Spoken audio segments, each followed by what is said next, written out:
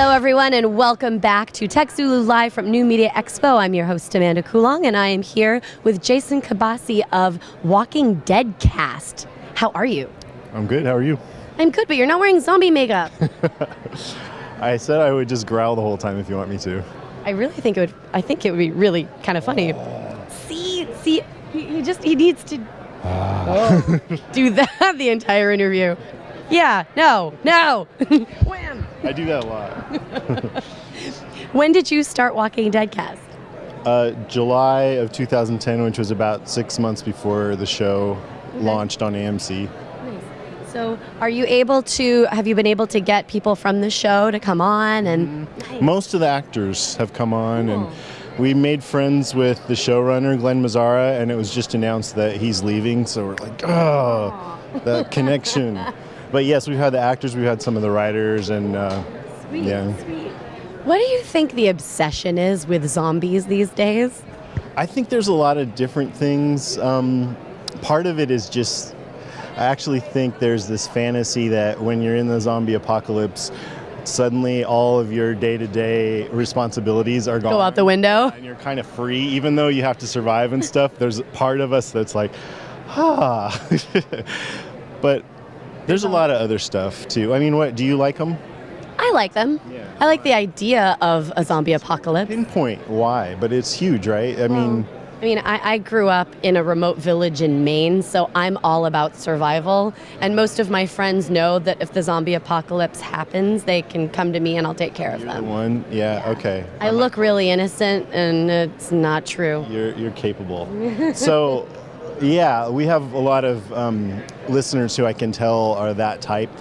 Well, we have a lot of listeners who are really into guns and survival and military and all. And me and my partner are kind of like hippie-ish. We live in San Francisco, and we're like the farthest thing from that. But it's fun to bring all different kind of people together, And Well, people think guns and they think violence, but I mean, it's also just with any of that, you've got the survival folks that are more so even about just self-preservation or just, self-reliance, so to speak. I think there's definitely something to be said for that, the Burning Man crowd, that kind of thing. Yeah. And it's fun to, because of how polarized the country is politically, to just put that aside and just enjoy this thing that we all like together with all different kinds of people, Mm-hmm. So I like that. What do you like about the show? Have you seen it? Yeah. I think it was slow for a little while there last year, a lot of complaints about that, but this year it's just been kicking ass. I mean, it's really tense and it can be scary, but it's real emotional and touching too. And I care about the characters, and it's picked up its pace a lot. And I just think, it's really firing on all cylinders right now, which is why it's too bad that Glenn Mazzara has to leave. And I hope it stays good. Yeah. Had you done any podcasting before you started this? Nope. Wow, so how the hell did you start? Like that is something, we really try and get tactical here as much as we can about, people talk about big picture and best practices, but here you were a fan of something and you went, you know what, I'm assuming anyway, I think it'd be really kind of cool to have a podcast about this. So where did you start? What resources did you go to? Where did you look? Me and my friend Karen, who's my co-host, we loved Lost, and there was a big podcast. Jay and Jack did the Lost podcast. We were both fans of them. Okay. So I think we kind of took a lot from them. We followed a lot of what they do. I just went online and started researching how to do a podcast as far as the technical part goes. I found Cliff Ravenscraft, and that helped a lot. Okay. He's the reason why I'm here right now. But it was just a lot of fun to learn all about microphones and RSS and all this stuff. And then, but when we got on, we kind of just made up a little structure. And then when we got on, if you listen to our first episode, we're like, hi, hello, and then dead air. Oh no. But by like the second episode, we were okay. And probably one of our biggest secrets is we both drink a beer while we're doing it. Which kind of beer? Mostly it's Amstel Light. No, not Amstel Light. The one with the marketing, Stella. Yeah. Which I don't think it's actually that great a beer, but the marketing's just really good, so we drink. See, marketing works, folks. Let's get into some technical stuff too. Then, what are you using for your setup for your podcast? What mics? What do you use? Yeah, so I have this studio projects, microphone, it's a condenser mic. I really love This American Life and how Ira Glass, you can hear all the imperfections in his voice. Yeah, and I wanted to have that too. I don't want to put any like radio fancy filters on it. I like authentic.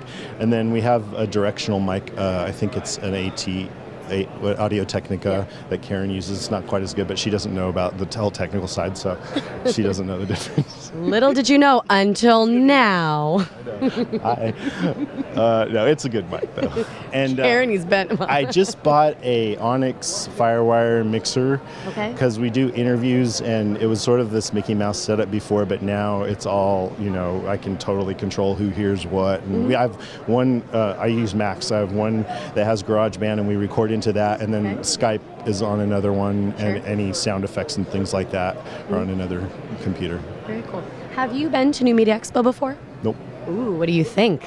I love it. It's a lot of fun. Yeah, I was on a panel today, and that was a lot of fun, and it's fun to just network with people. I have a friend here. Do you know Srini Rao? He does Broadcast FM.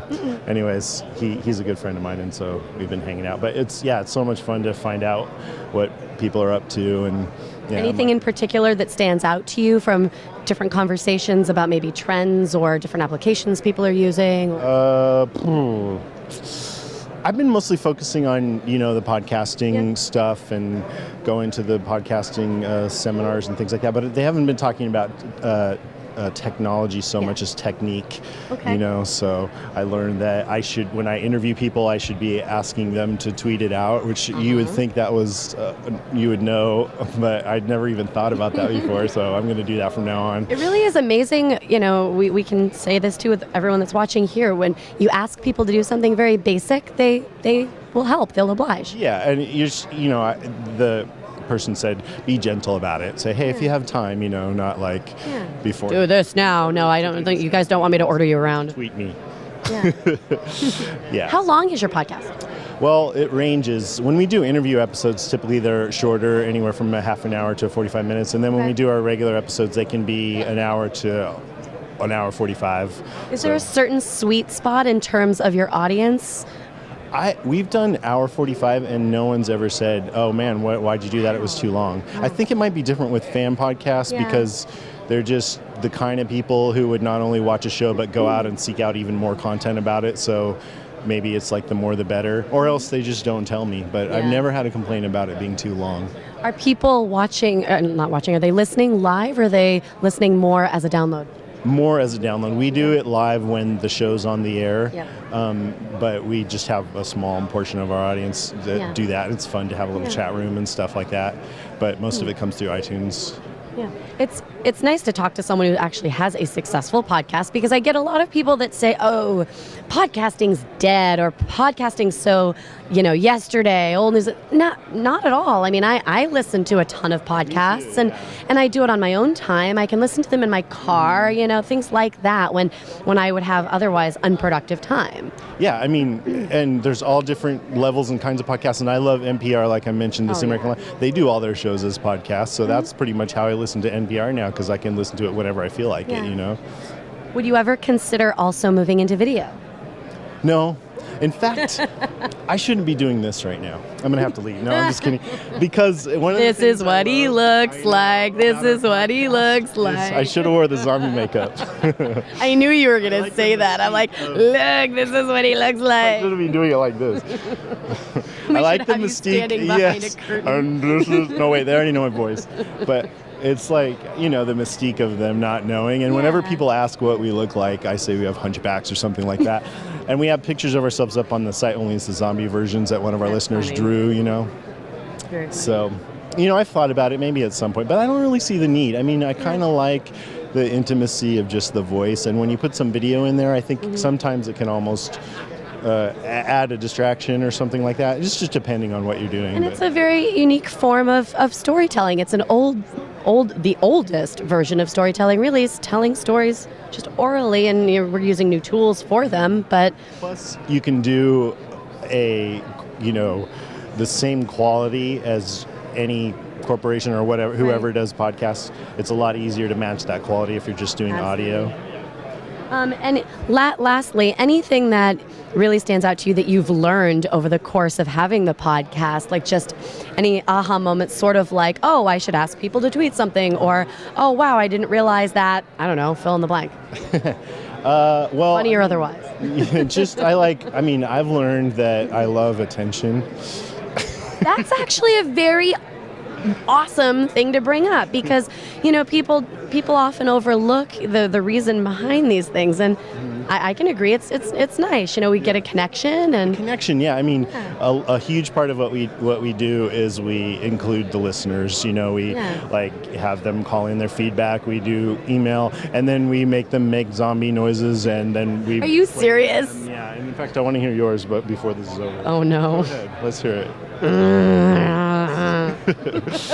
It's also because I'm losing my voice, so it's really easy to do that right now. We had one person call in and I don't want to leave my zombie voice because I'm sick, and we're like, what? That's the best time to do it. That's too funny. And any parting thoughts too from here? You've been here and you've been on a panel, and anything surprising, interesting, otherwise just randomness? I don't know. NMX is a very energetic, fun environment, and it's great to see all these. I love it because I don't know if your viewers care about that. I love it because every person here is just passionate about whatever they're doing, and they're trying to make something of their own and not do the typical corporate thing necessarily, and they're just building their own brands, and so it's so much fun to come around and find out what people are passionate about. So it's been a lot of fun, but I don't know. I'm honored to have been asked to be here, and I'll probably come back as a spectator. Yeah, it's spectator and a participant. You can do both. All right, I want to hear your zombie noise one more time. No, I'm just kidding. All right, really. Come on. We asked Robert Kirkman, who's the writer of the show, and he went, woo wee. He just wouldn't do it. Okay, I'll do a real one. There you go. That was a really good one. So Walking Dead Cast. Is it walkingdeadcast.com? WalkingDeadcast.com. Yeah, we're at Jason and Karen on Twitter. This is not what Jason looks like.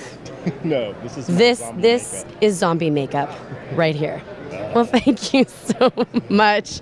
Check out Walking Dead Cast, everybody.